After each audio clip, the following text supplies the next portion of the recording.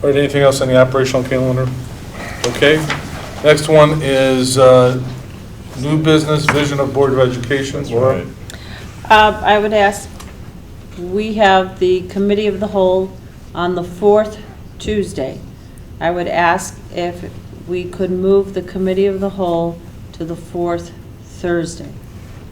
That's the vision of the Board of Education. Oh, What is the vision of Board of I Education? thought you were going back to what I had asked before. No. Oh, It's farther down. Future agenda items. I think sorry. it would be. Agenda. The vision of the Board of Education. okay.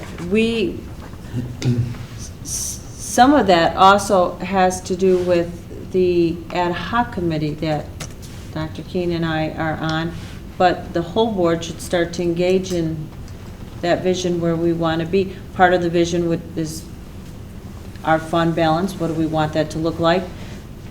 The other part of the vision is once we get the recommendation from the ad hoc committee, what are important components that we want to keep in the school.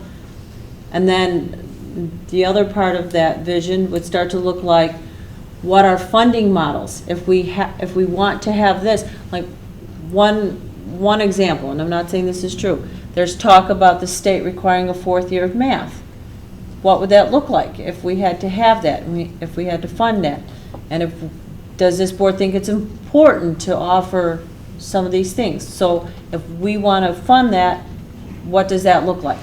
You know, that's my thought. All right, any other questions on vision? All right, let's go to IASB resolutions. Is that you too, Laura? Yeah. That's me. Every school board has the option to submit a resolution and have it considered. There's this procedure, you have to give your defense, and then once it goes through the process, it comes to the Assembly of Delegates that happens during the annual meeting. And if it's passed, then the ISAB will bring it to the state for consideration. So if there was something that this board felt strongly about and wanted to develop it into a resolution. One example, a couple of years ago, a board brought forward and wanted an exit exam for high schools. They felt it was important that there be some standardized exit exam for high schools. And they went through the process and it came to the delegate floor, and Illinois Association of School Boards recommended to not adopt, and that's what the delegate supported, to not adopt that there were other exams. So there might be something else that this board feels like you think is important that schools should have, and then we would follow this process. Would it be appropriate to ask them not to mandate anything they don't fund? That's on the list already. It's already there? You know what, but the state did that before, and guess what happened? They put all these exceptions in for non-mandating stuff, and it was watered down. All right, any questions on this for resolution-wise? You're not proposing one currently? Or are you just asking for input? No, I'm not proposing one. One that, I'll tell you what, another one that was proposed was mandatory training for school board members. The Illinois Association of School Boards recommended do not adopt. That was their lobbying in the state, and as you can see, they didn't win. So there is some mandatory training for school board members. So if you... So if we were to wanted to propose something, or we would have to do it as a board, or Yes. could an individual board member send it down? So, We would do it as a board, but you would bring it up and say, I think this is okay. important, and then we would fill out this form and bring it forward. And we would have the board would have to all agree upon it before we. Yeah, but we have to have it Fair done by enough. June 20th, so if you're going to submit anything, then put on the board agenda for June. Thank you. So. All right, any other question on resolution? Okay, next one is course fee amendments. Just Pam recognized that there were some fees that were sent out that, this is actually a good thing, that she did a good job with the Leadership Council, telling them to make sure their course fees assigned to their courses were covering everything they absolutely needed, and because of some of our increased fees in other areas, if they could lower. So there were a bunch of lower fees in regards to PE for the most part, except for some on the bottom went up from 4 to 10. And then lifeguarding the same. I know there was a question about that, and that's just set by the Red Cross. But everything else that went down, so we figured if this was an opportunity, the board did pass fees earlier in the school year. We'd like to amend the fees tonight of what's proposed here, and it would be given some break to the parents. Any questions? What, could you just tell there's a one for fall and spring individual and dual activities, and one for fall and one for spring team activities. What are those for? What are the fees for to cover? Yeah, like a fall team activity, a spring team activity? Well, you know, they have the equipment that they use that might get, you know, damaged or ruined, or, you know, I don't have all of the supply list for the different classes, but. But I mean, what, is that a class, fall Yeah. team? Activity? Yeah. Oh, Fall, okay. fall team activities. And fall individual and dual activities, that's a Yeah, class? some individual would be Oh. more like tennis, where basketball would be I got it. team. But, yeah, I really was asking them to make sure that they were only bringing in fees within the year that they really needed to Okay. cover classes and expenses, and they should try and use up those fees, and if they could lower anything. So I apologize these didn't come to you in a timely manner, but it's some way we could offset the increases families are incurring. So do I have a motion for this? Resolved that the Board of Education, Township High School District 208, Cook County, Illinois hereby adopts the amended wellness course fees for the 2012-2013 school year as presented in the May 20, 2012 board agenda packet. Have a second? Second. Second by Tim Walsh. Any discussion? I think this is yet another example of how we're trying to do the right thing here, where about half of these fees look like they're going down, so that parents will see a minuscule amount of savings, but at least we're actually looking at this, except for the two that went up from $4 to $10. I think this is another example of how we're trying to manage everything in a better manner. All right, no other discussion, Mary Ann? Mr. Goodchick? Yes. Ms. Ruska? Yes. Dr. King? Yes. Mr. Moon? Aye. Mr. Walsh? Yes. Mr. Welch? Yes. Mr. Sanders? Yes. All right, the next item, last on new business is, well, second to last, FTEs for 2012-2013. So if you remember, when I came to you in December, I showed you our current staffing and then a projection where we would be at about an average of 30 to 1. And then this is the example that we put together of our reductions. So we're going from 95.5 if you count the athletic director, 94.5 in the classroom. We moved the athletic director into out of the union into the administration, and then from 94.5 classroom teachers to 84.3 classroom teachers. So a reduction approximately of about 10.2, and it shows you the course averages and where we're at. I met at length today with Pam, Ms. Augustine, Mr. Scanlon in regards to the master schedule. We have done an excellent job. Building administration and Pam's team have done an excellent job scheduling to a point to where I will probably be. Here's the deal. Come August, as I've been saying to you since the beginning, that by the time we account for transfers and master schedule, our total reductions in teachers will probably be closer to 9.2 instead of 10.2. Today we discussed, like, if I can give them a 0.2 in June, we pretty much will have everybody that's at RB High School now scheduled, which is a great job by the counseling staff and by the master schedule team. And then I would probably be coming back to the board for a 0.6, 0.8 once all the transfers and everybody comes in for over summer residency to start the fall. But we'll be 9.2 less teachers next year. So what I'm going to probably do is bring you an additional 0.2 for our CAP program, which will make sure our at-risk kids are getting their interventions, year-long interventions next week. And then well, the reason I'm holding off, and I'm not just saying to you, hey, can you give me a 1.0 now? And that's it. As I don't want to go down the same road when I took over last year, and there was a lot of questions from the board of why we were approving some sections and teachers and stuff in May, and then when we got to the master schedule final and some of the staffing, we had low class sizes, and it didn't pan out as planned.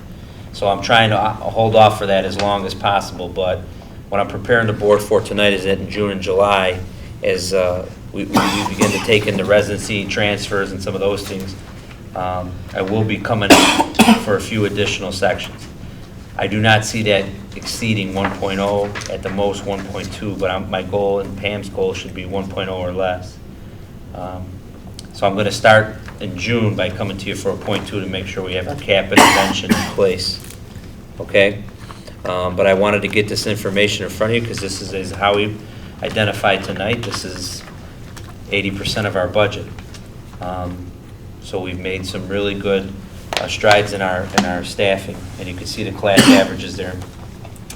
And like in regards to the master schedule, just so you know where we're at, and then I'll keep this short, we need to get into closed session, but the reason I would come for you for additional sections is we had 160 seats. Well, let's use seats, or let's use even numbers of 30. 150 seats for Spanish 3. Let's use that as an example. And like 149 students signed up for it, and we were able to schedule like 143 for Spanish 3 because some of the other 6, where the sections of Spanish 3 are offered and the other classes they're trying to take, there's some conflicts. I mean, that's something like a 90-something% accuracy level. That's very, very good. The problem is now if anybody comes in to take Spanish 3, we don't have a seat for them. So, I mean, we have to create a little more flexibility. That's a perfect example of why I would come to you in July or early August and say I need a 0.2 or I need a 0.4 in math because we got this many in geometry, and if we have all these sophomores that came in over residency. And so those are where we're at right now. But the numbers that Pam and her staff showed me today, I mean, they've done an excellent job to make sure that the amount of teachers we're paying for, we have students and desks, and our class sizes are scheduled sufficiently for a district that's going through tight financial times right now. Yeah, and for example, we started out with 24 of those Spanish 3 students not being able to get access, but the counselors worked and manipulated and hand-scheduled other kids and tried to move certain kids out of certain periods and change their schedule in multiple ways. It has a huge ripple effect. They've done an outstanding job. The leadership of Beth Augustine, working with Tim Scanlon this year, and then the counselors. They've done an amazing job, the report I have. But right now, for instance, we have 7 open seats in regular freshman English. Last year we had 45 freshman transfer students at the freshman year. I wouldn't have anywhere to put them. So I couldn't put them all in. So we know we're going to have some challenges as those transfer kids come. But the team did their work, and I'm sure you probably heard from some people. Not everybody got their first choice. They got some of their alternatives. But we got kids in what they requested in almost every case. So it was an impressive report I got today. All right, any questions for Kevin? Or Yeah, I don't understand the very last column on the right, why the difference from the third last column on the right. What do you mean, Jim? Because if you look under, say, the 4th row down, you follow that across, it's like, it correlates to what, fine arts? 30 to 1, one says 29, the other says 40. So the 30 to 1 are non-lab classes, so your traditional classroom setting, we had a goal of 30 to 1 as a department average. So like your history, your English, your math, your 26 to 1 were your lab courses. So they have a department average of 26, 26.4, 24. Oh, it's within that department. Yes, so I set specific targets that the departments had to achieve in either a regular class, a lab class, or a non-lab large class setting, so that we would make sure we were staffing accordingly. So this is still fine arts, but it's these two are different classes. Correct. Yeah. So like if you have marching band, I wouldn't expect it to be 30 to 1. We'd be running 4 sections of marching band. Really, you can go 40 to 1 or like a PE class for marching band. But then like music creativity, that's more of a classroom class, that's gotta be a 30-to-1. So that's why some have two numbers in there. Science or applied arts, you have some lab classes, and then you have some regular classroom. All right, any other questions? I have two questions. Okay. On applied arts, for the 30-to-1, we're 7% over on average for that. And on the labs, we're 2.5%, but I thought the 26 was, that's how many seats you have, so is there a reason, I mean, is that going to negatively impact the students, that there's that many kids in those classes there? Yeah, I mean, and it didn't, I mean, that's theoretically how it was going to come out. You realize that a lot of the classes in applied arts are singletons, there's only one of them, and not everybody is going to get access, so you realize some kids might get blocked, and it would bring that average down. But in the other case, in wellness, for instance, it had a 40.4% average, and yet again, we ended up with two classes, one's got 50, one's got 51. We were trying to avoid that, but sometimes that happens for a kid to get another thing in their schedule, their fourth year of math or something else, they got pushed into a particular period. So again, those were theoretical. It's the way you hoped things would spread out, but it's not always perfect. And the second thing is, Kevin, there's still an academic support, you're still planning to hire some part-time people or something? What we're gonna do with academic support is Tim and I already put in our budget worksheet to, it will be a non-certified rate of pay. Okay. Although we'll post it more like an aid and have a certificate preferred but not required. Okay. But the intervention will be back to when it was originally implemented. That's how it was done, and then over the last 2 years, they started to pay full rate of pay. Right. But there's still something that's specific. We're definitely going to have the intervention. Okay. We'll have the intervention every period of the day, mostly 2 periods a day. It'll be offered by 2 teachers, but we're going to shift one person's hours, so they will start second period and stay after school so we can have credit recovery. So for kids that need extra help or are struggling in a class and they need an extra intervention, we'll have somebody after school to help them, which has been problematic for us in the past. So we're very excited about that opportunity.